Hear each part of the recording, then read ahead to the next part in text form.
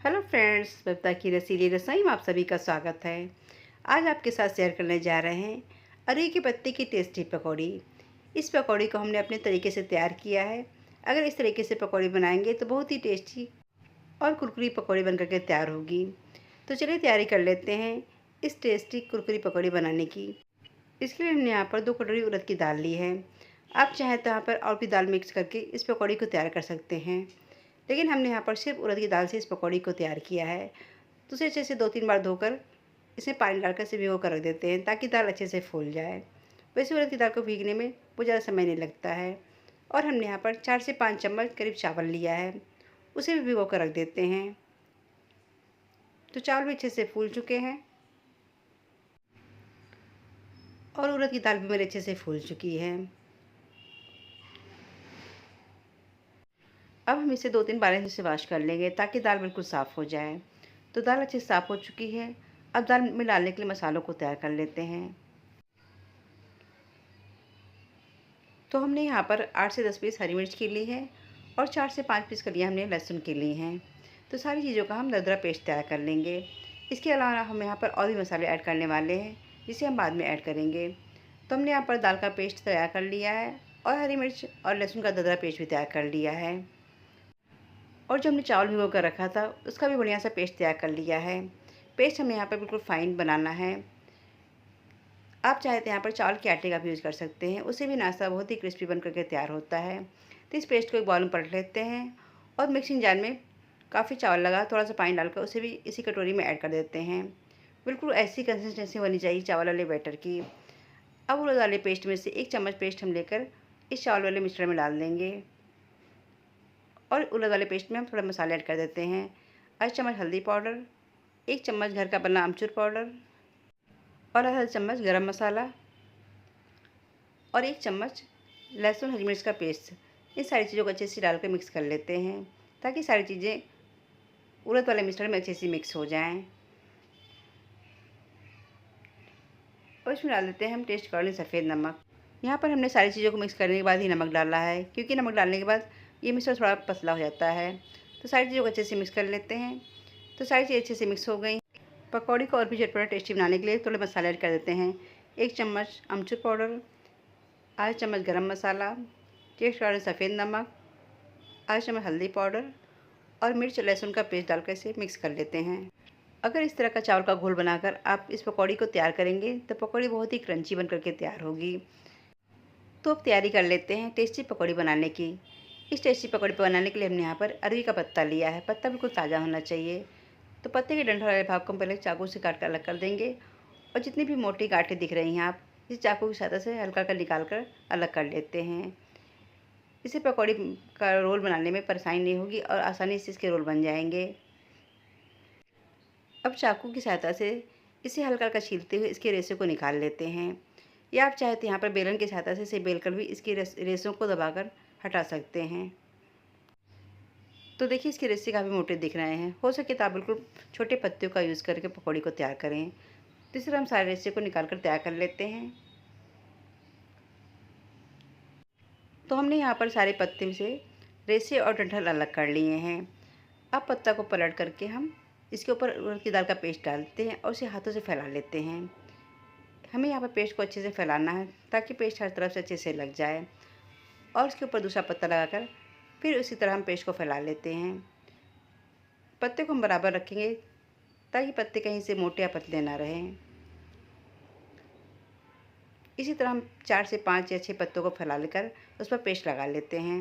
जितना मोटा रोल आपको चाहिए उतने पत्ते फैलाकर इस पेस्ट को फैला लें। इस तरीके से बनाए हुए पकौड़ी और जो पत्ता काट कर पकौड़ी बनाते हैं दोनों में बहुत अंतर होता है। इस पकौड़ी का टेस्ट बिल्कुल अलग होता है और खाने में काफ़ी टेस्टी होता है। तो हमने यहाँ पर 5 से 6 पत्ते को लगाकर इसे तैयार कर लिया है। अब इसकी दोनों साइड को मोड़ लेते हैं और इसके किनारों पर भी हम उड़द का पेस्ट लगा देते हैं ताकि रोल बनाने में आसानी हो जाए। और इसकी दूसरी साइड भी हम उड़द का पेस्ट लगा देते हैं और आगे वाले पोर्शन को पकड़कर इसका रोल तैयार कर लेते हैं। हमें यहाँ बिल्कुल टाइट रोल तैयार करना है ताकि ये खुले ना। इस प्रोसेस को हमें बहुत आराम से करना है और आसानी से बन भी जाते हैं, कोई प्रॉब्लम नहीं आती बनाने में। तो देखिए रोल अच्छे से हमारा बन करके तैयार हो गया है। अगर लगे कहीं रोल्स खुल रहा है तो वहाँ पर आप दाल वाला पेस्ट लगा कर इसे चिपका दें।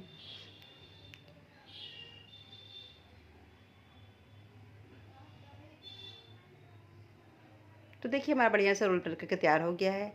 अब इस रोल को हम एक जाली वाली थाली पर रख देते हैं। तो इसी प्रोसेस से हमने सारे रोल को तैयार कर लिया है और दूसरी तरफ हमने गैस पे पानी गर्म होने के लिए रख दिया था ताकि पानी में बढ़िया सा उबाल आ जाए। तो पानी में बढ़िया सा उबाल आ चुका है। अब इसके ऊपर हम ये जाली वाली थाली रख देते हैं और इसे दूसरी थाली से कवर करके हम 10 मिनट तक पका लेंगे। गैस का फ्लेम पहले हम हाई रखेंगे, थोड़ी देर बाद धीमी आंच पे इसे पका लेते हैं। तो 10 मिनट हो गए हैं। अब इस नाश्ते को एक बार चेक कर लेते हैं। तो देखिए हल्का सा इसका कलर भी चेंज होना शुरू हो गया है। पहले ये थोड़ा डार्क कलर का था, लेकिन पकने के बाद इसका कलर हल्का सा लाइट हो गया है। फिर भी हम इसे चाकू की सहायता से चेक कर लेते हैं।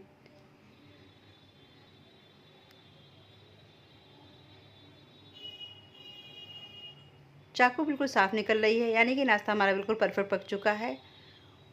अब हम गैस का फ्लेम बंद कर देते हैं और इसे ठंडा होने के लिए छोड़ देते हैं। ठंडा होने के बाद इसकी हम कटिंग करके इस नाश्ते को फ्राई करेंगे। तो रोल बिल्कुल ठंडा हो चुका है और बिल्कुल परफेक्ट बनकर के तैयार भी हो चुका है। अब एक नाइफ़ की सहायता से इसके पतले पतले पीस काट कर तैयार कर लेते हैं। आप चाहें तो यहाँ पर इस नाश्ते को इसी तरह चटनी के साथ या सॉस के साथ भी खा सकते हैं या इसे हल्का सा फ्राई करके भी खा सकते हैं। अगर आप इस नाश्ते को भाप में पकाने के बाद काट कर तलते हैं तो गले में बिल्कुल भी नहीं लगते हैं। अगर बिना भाप में पकाकर इसे तलेंगे तो हल्का सा गले में लगने का डर रहता है। इसलिए जब भी आप इस नाश्ते को बनाएं तो हल्का सा भाप में पकाकर ही तलकर ही तैयार करें। तो देखिए इसकी लेयर कितनी अच्छे से आई है। हमने यहाँ पर बिल्कुल टाइट रोल तैयार किया था, इसलिए इसका रोल बिल्कुल खुला भी नहीं है। और जो हमने चावल और उड़द की दाल का पेस्ट तैयार किया था, अब उसका यूज़ हम करने वाले हैं। तो हमने यहाँ पर तेल गर्म होने के लिए रख दिया था। तेल अच्छा गर्म हो चुका है। अब एक एक पकौड़े को उठाकर इस चावल वाले पेस्ट में डिप करते हुए पकौड़ी को छान लेते हैं। इस तरह पकौड़ी को चावल के पेस्ट में डिप करके डालने से पकौड़ी बहुत ही कुरकुरी बन करके तैयार होती है। एक बार आप इस रेसिपी को जरूर ट्राई कीजिएगा। अब इसे 1 मिनट बाद इसकी साइड को हम पलट लेते हैं ताकि दूसरी साइड भी अच्छे से गोल्डन ब्राउन हो जाए।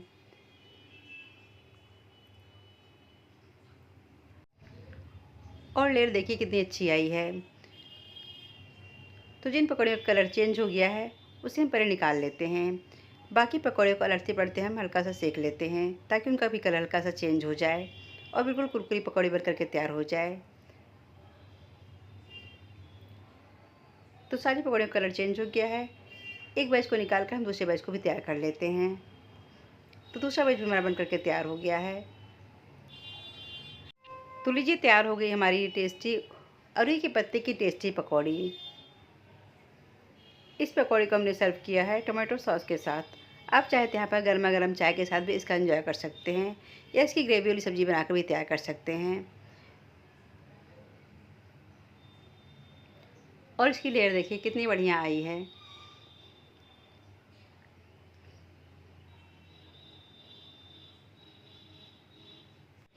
आप चाहें तो इस नाश्ते को बिना फ्राई किए भी ऐसे ही खा सकते हैं, वो भी खाने में बहुत ही अच्छी लगती है।